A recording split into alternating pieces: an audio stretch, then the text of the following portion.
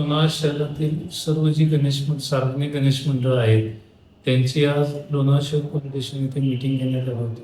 सदर मीटिंगला आपल्या नगरीचे नगराध्यक्ष तसेच MSCBचे अभियंता काळेसाहेब तसेच प्रमुख व्यक्ती गणेश मंडळांचे पदाधिकारी उपस्थित होते. सदरच्या बैठकीला आम्ही सर्वप्रथम सर्व मंडळांच्या समस्या जाणून घेतल्या.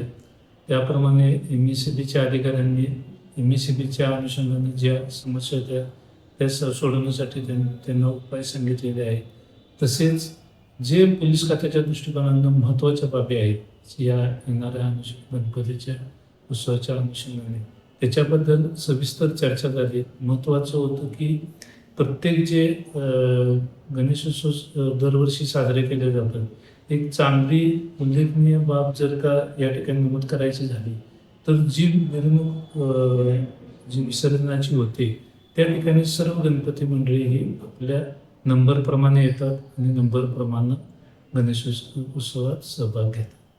तर ह्याच्यामध्ये सर्वात महत्त्वाची एक अडचण निर्माण झालेली आहे की काही गणेश मंडळ ही प्रामुख्याने जी 3 चौक आहेत माऊली पुतळा, जयसिंग चौक, छत्रपती शिवाजी महाराज चौक या ठिकाणी जास्तीत जास्त रेंगाळतात. ही प्रमुख समस्या सर्व गणेश मंडळांच्या वतीने करण्यात आलेली आहे.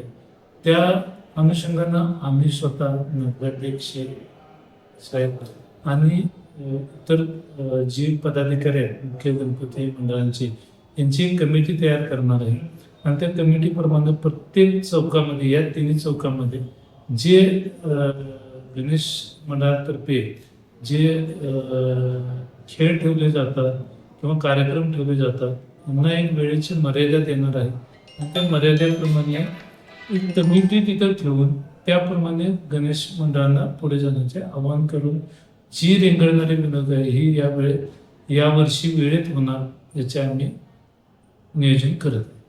आणि प्रामुख्याने सर्व गणपती मंडळांना आम्ही आवाहन केलेलं आहे की नैसर्गिक पद्धतीचा उपयोग सर्वजणांनी मॅक्झिमम करावा. त्याचं उदाहरण म्हणजे गुलाल हा प्रामुख्याने केमिकलमध्ये सध्या तयार होतो.